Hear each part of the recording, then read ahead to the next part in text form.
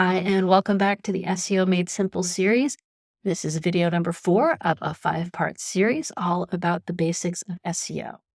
And today, this one's a special one for my fellow Squarespace users. So if you've been wondering, how the heck do I get my Squarespace website set up to use SEO properly? This one's for you, so stay tuned. Before we dive in, if we haven't met yet, my name's Meg. I'm the founder of Floating Lotus Design. I'm here to help you elevate your business and your website without the tech overwhelm. So contrary to what some folks might have you believe, it's actually pretty easy to get SEO set up in Squarespace without too much trouble at all. And I'm here to show you exactly how to do it. We'll cover everything from backend settings for your overall site, as well as your page settings and article settings. We'll talk about alt text and everything in between. Basically, all of the items that I covered in the last video, I'm going to show you exactly where to put them on your Squarespace website. So let's jump over to my demo site and I'll show you how it's done.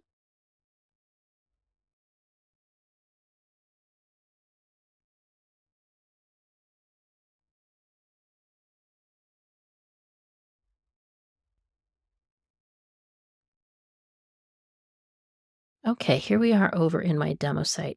Before we dive in, I kind of want to make a quick point about our navigation over here on the left-hand side. At the time of this recording, this is how the navigation is and how it works. Squarespace does make updates on a fairly regular basis. So if you're watching this months, years into the future, and you don't see exactly what I'm seeing here, or the paths are slightly different, fear not. The best way and my quick tip for how to ever find anything you're looking for in the Squarespace admin menu is always use this little icon to do a search, and it will pop up a menu. And you can just type in anything you're looking for. Oh, I'm looking for CSS. Where would that be? And it'll pop it up and it can take you there. Or you can say, well, where is my SEO?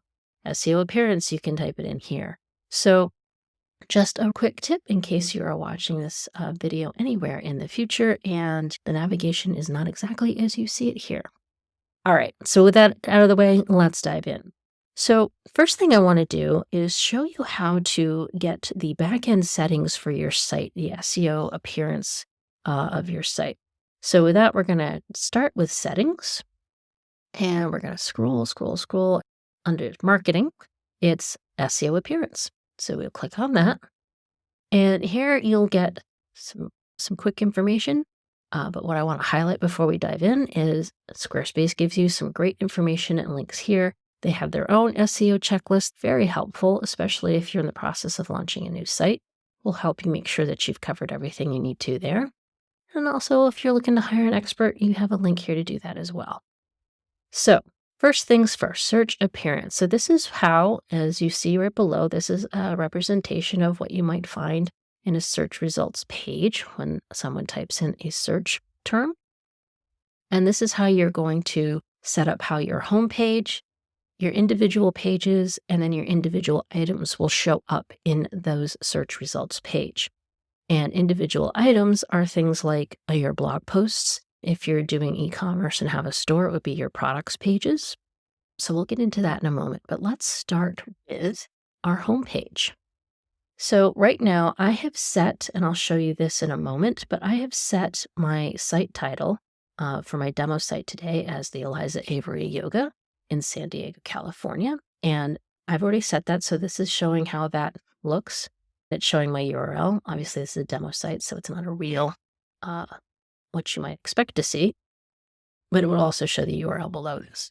So right now it is showing me the SEO title format. So how you see this right here is saying %S, and that means %S is site title. So if you just click this little or hover over this question mark, it shows you the options here. You can put in this title of your site or the title of your page. Since this is the home page, generally you're going to have your site title, but you also have the ability to format this. So you could have the title of your site, and for example, I could add some information here, best yoga in California, right? But just to show you that, you're not limited to just the % or whatever. You can add on in this space and that get tacked on to whatever you have set as your site title. And again, I'll show you where you set that later. So if you have other keywords or things like that, so maybe she wanted to be San Diego, power yoga, power yoga studio, maybe something like that. That's another place where you can put some keywords. Again, be mindful not to put too much in because, you don't want to stuff, and you also want to make sure it shows up nicely and is formatted nicely as well. Now, moving on underneath that is our site description. So that's this text down here. So our meta description, this will describe our site. So again, this is where you would type in something a little bit shorter. So an overall summary or description. So your SEO description that we talked about in the previous video, this is where you would enter that here. This is a good opportunity to, if you haven't used a copywriter or some ideas where you can kind of come up with some different alternatives, you can use my options to kind of give you different variations or things that you can work with. But if you have certain keywords, for example, here, we'll say gentle vinyasa yoga studio. Yoga, let's see, like yoga and meditation studio in San Diego. Let's say downtown San Diego, California. Let's say open 7 days a week. Something like that. This is very generic and very straightforward, but this is again an opportunity if you have used your keywords. If you are a brick and mortar, you can have some location information in there. But this is your overall SEO description. And again, as you type that in, you'll see this is kind of what the search results would be. So we'll save that for the moment. And then we'll move on to pages. Anyway, click pages. It's the same basic idea here with a couple of differences. So here you have the opportunity to decide what comes first. So when we do our page settings, which I'll be showing you next, you'll be setting a page title, and that's what will go right here. So this %P, as we talked before, is your page title. There's a dash followed by the site title. You can have it the opposite. You could have your site title followed by your page title. Generally speaking, you want your page title to come up first. That's what you're going to see in the tab in your browser. So if somebody looks up on that page, that's what's going to be highlighted in the browser tab. So having the page name first is probably your best bet. And this is the opportunity to put that in there. Again, you can always have the page followed by some other text that you want if there's something specific you want to call out there. Or you can just keep it with S for the site title. And again, case counts here. One thing you'll notice that's different from the previous page, there's no place to put a meta description down here. And you'll understand that very clearly why. In the next section, I'll be showing you how you will be setting your meta description for your pages individually on those pages settings. This is just a site-wide setting of how the appearance will be. Moving on to items. Again, your items are going to be things like, highlight this over here,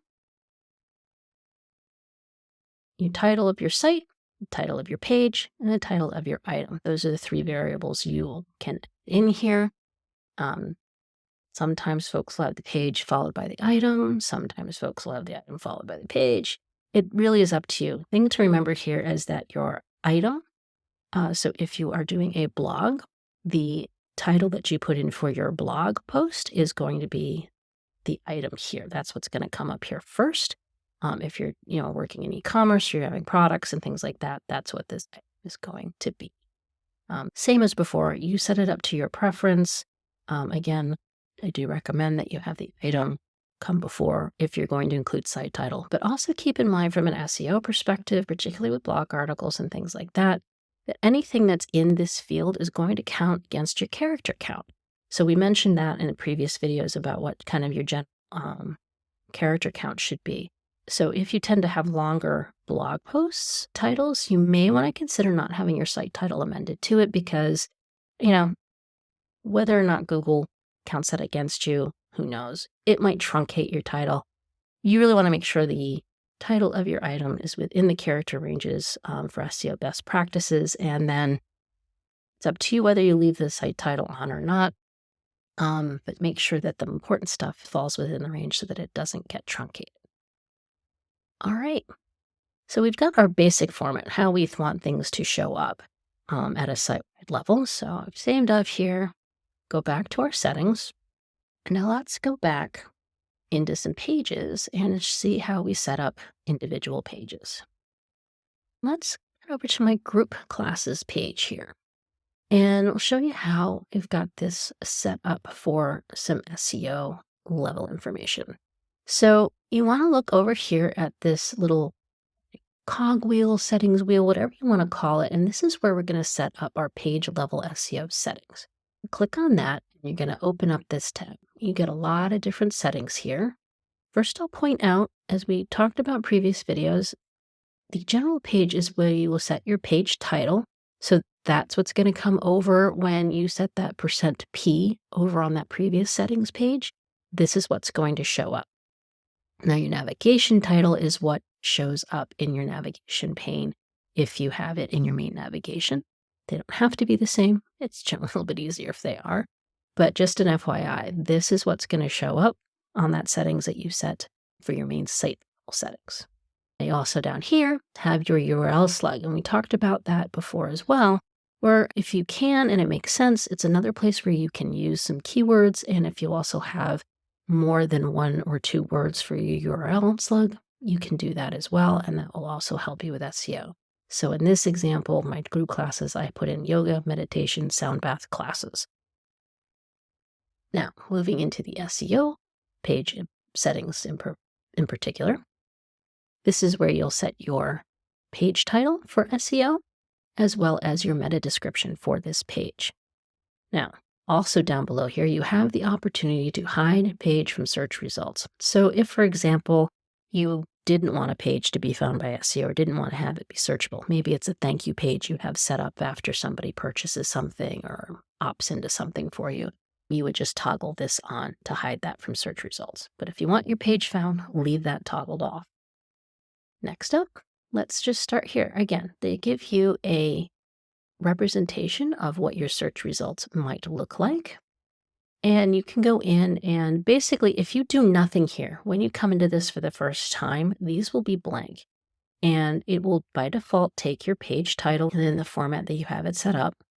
And you can put in your own title here. If you do nothing, the search engines are going to come up with their own description of what they think is best. So always better to put in your own title of your page, how you want it to show up. It'll show you I have the site title enabled after it, personal preference there.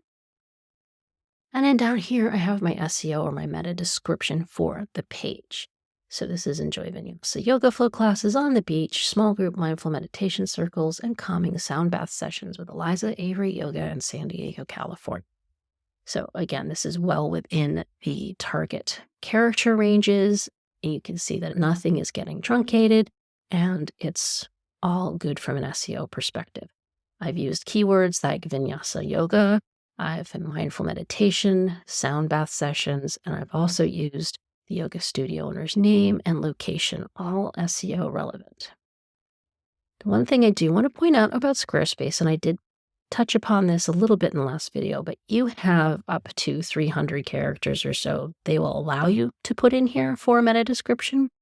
So you can put in a description that's much longer than what the SEO recommendations would be. And if you do that, the thing that you need to know is that that will end up probably getting truncated. Now, if you really can't get it down to the 150 to 160 characters that are recommended and you have to go over, do your best to make sure that the keywords and the really important information you want people to see is in that first 150 to 160 so that it doesn't get truncated and it shows up. Because this is what people are going to read and decide whether or not they're going to want to click on your site versus going to somebody else's. Okay, moving on. I mentioned previously as well about setting the site title. So where do we do that? You actually do that within your site header. So if I click edit here and I go to edit site header, drag this up where you can see it, see site title and logo. And this is where I had typed in my site title. So regardless of whether you're using a logo or not, you want to put in a site title. If you don't have a logo, this is what's going to show up in your header. And this is where that's going to be pulling from. So again, making sure that's within good SEO character limits. Again, I've used the name of the studio plus its location, thinking about that local SEO perspective here. But this is where you're going to set that. Then if you have a logo and whatnot, you'll update it here. Okay. Just going to exit out because I've already done that. Another point I'd like to make before we move on to some of the content and the detail. We talked about location here a little bit. So a couple other places where location can be important. So I'm going to go back out here again to our main settings. And let's see, we're going to move down into business information. So this is another backend setting. When it comes to location, even if you don't put your location information specifically on a website page, either in your footer or titles or in the body content, if you have your location information or some of your information in here, the search engines can still be aware of it and still serve your results up. When somebody searches for yoga studios near me, they can still see this and serve your stuff up in the results, while you might not necessarily have things public. I can use my own business for an example of that. As a web designer, I have a virtual business. I don't have a physical location, but I can include some of my physical location or my location information, generally where I'm situated. So I can still get some local visitors to my website and to my business, even though I don't have a brick and mortar location. So I'm just going to pause and put in some fake information here, and then we will be good to go. Okay, so I paused the video for a moment so I could enter in some completely fake information, location, contact information for this business. So if you're watching this video, none of this is real. So we put in a telephone number, an email address, a physical location. So now we show up on a map here, and also business hours. You have the ability to have all of this in here, and depending on some templates or blocks that you might choose within the content of your website itself, it will pull from here. But again, even if you did nothing at all, this stuff is behind the scenes and the search engines can be aware of it.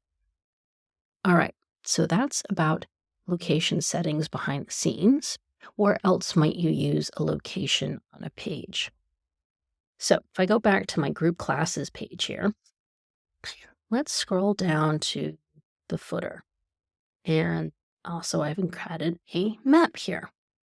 So first of all, putting this information in your footer, I don't want to say it's a no-brainer, but if you do have a brick and mortar and you want to be found, including your contact information and your location in your footer is really important to do that.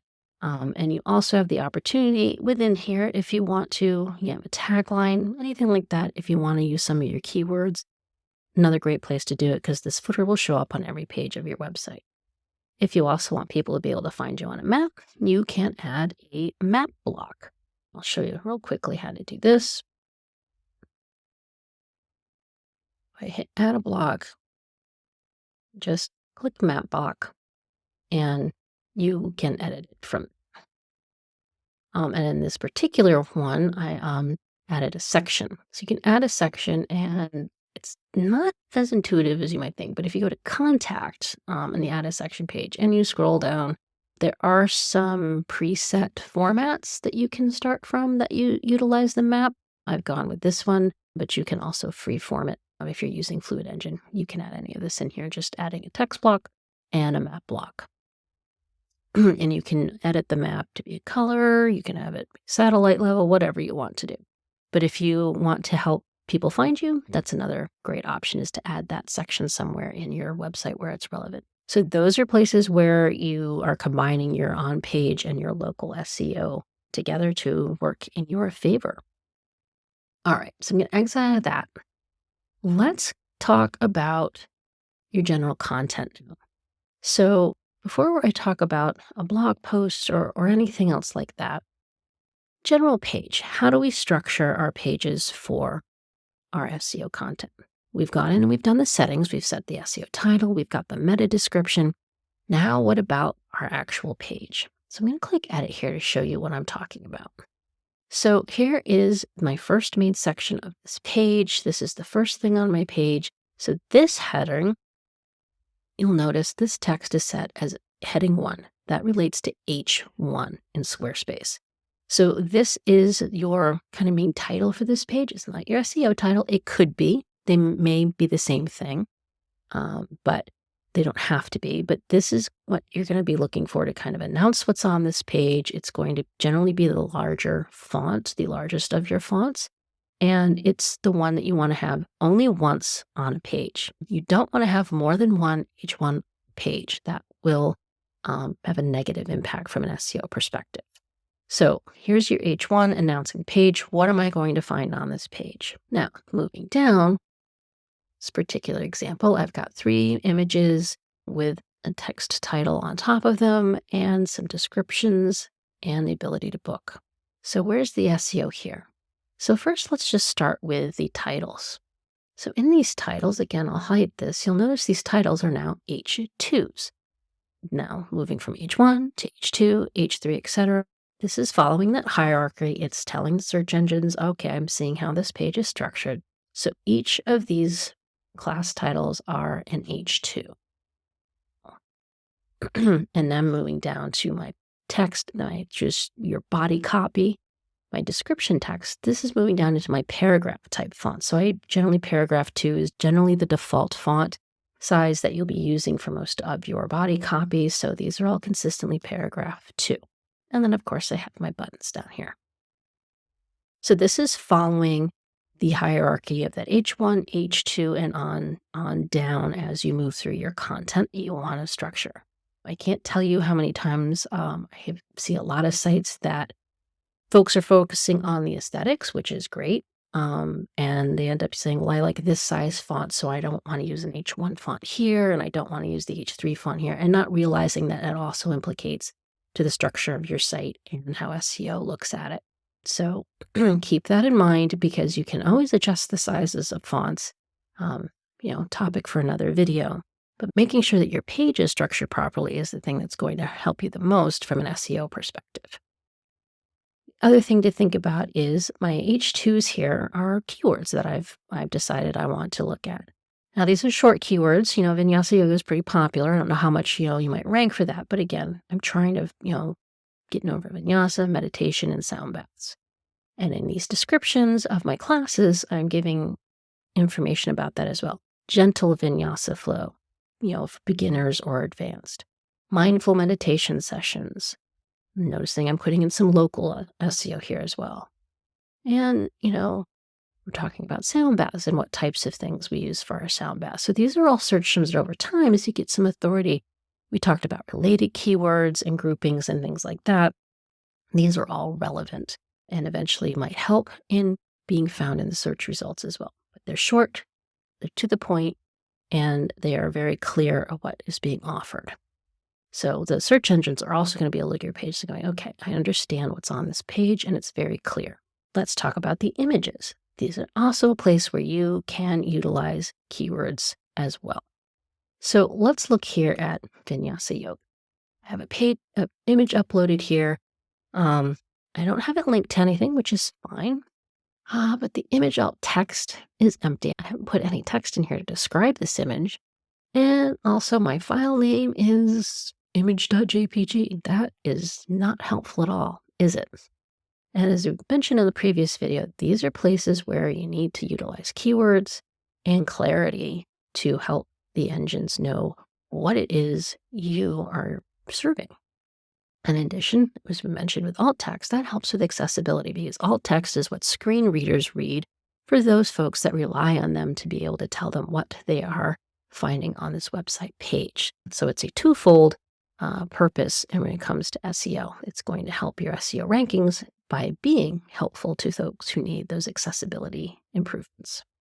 So to show you what I'm talking about, I'm going to pop over here to my meditation circles where I've already updated this. So you'll see here, I have got my image alt text as woman seated by ocean practicing mindful meditation.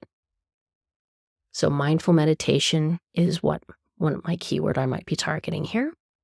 And in my file name, I have a small group mindful meditation. Very straightforward, very clear what the picture, the image is, or the file is for, and a lot better than just something that has absolutely no context to the image and what's in the image itself. So the search engines are going to be favorable upon that. And also, as you're in Squarespace, this is when, if you ever need to go into your asset library and find an image, it's going to be a lot easier to find if it's clearly written than if it's just gobbledygook and you don't remember what you called it and where it is.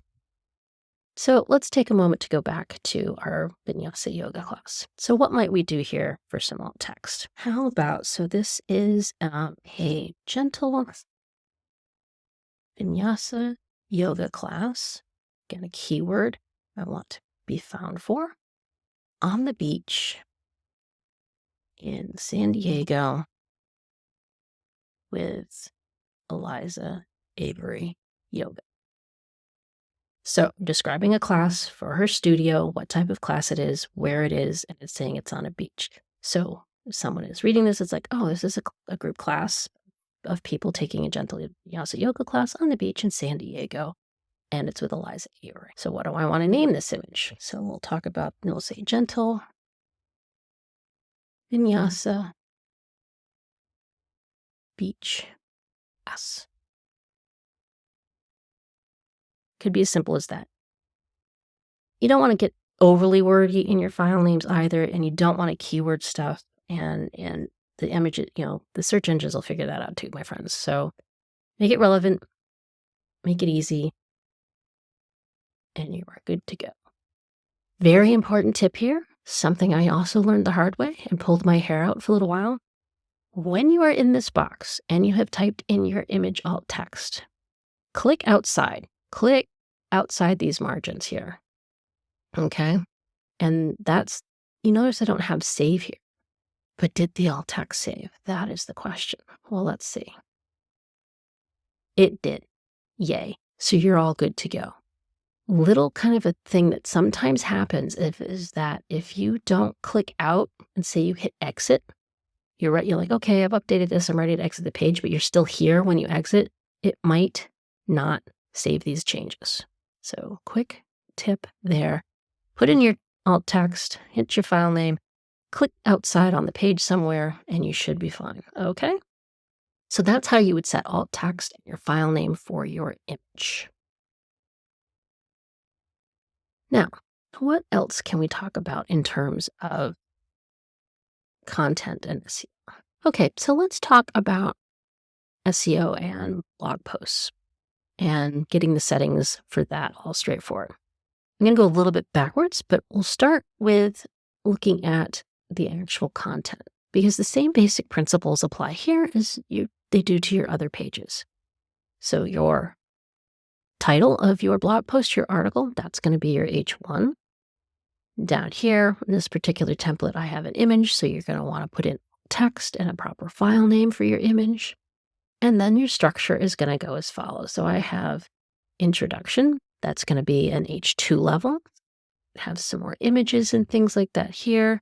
I might have then go into my main topics, which may also be an H2. But if within that topic discussion I have subtopics, then that would go on to an H3. And then all within here I have my, my body level text. So I'm keeping that structure as it goes. So I'm going to use keywords in my titles. I'm going to try and use it in my subheadings wherever possible and within the text of my article as well. Generally, you want to try and use your keywords where you can. Recommendations I've heard are like every 100 to 150 words. But again, as I mentioned in the past video, you want to make sure it flows naturally. You don't sound like you're trying to stuff keywords or ramble on, maybe like I am in this video right now. But use them, make it flow naturally, get the hang of how to sprinkle in your keywords throughout your content. But your subheadings, your H2s, your H3s are good places to do that too, thinking about your related keywords. So you'll use them throughout the copy. Okay, moving on from there. Now, what about the overall settings? Right now we're at the post level, so we'll have settings at the post level. And just like everything else, you have that ability to set your URL. So again, it might be the title of your article or a subset of it. Again, using your keywords, make it relevant. Try to stick within no more than 6 words. Round 4 is a nice sweet spot if you can work it, but make sure you have good keyword usage there and that it's clear. also have your SEO here. It's just like every other page we went through, but you're setting this for your individual article. So you would want to set your SEO article title here and your meta description. And again, 150 to 160 words, and make sure it's capturing your keywords and a relevant context of what's going to be in the article. So just like you did everywhere else, it's the same process. A lot of folks forget about this and they'll skip this, and then you leave it up to the search engines to kind of decide.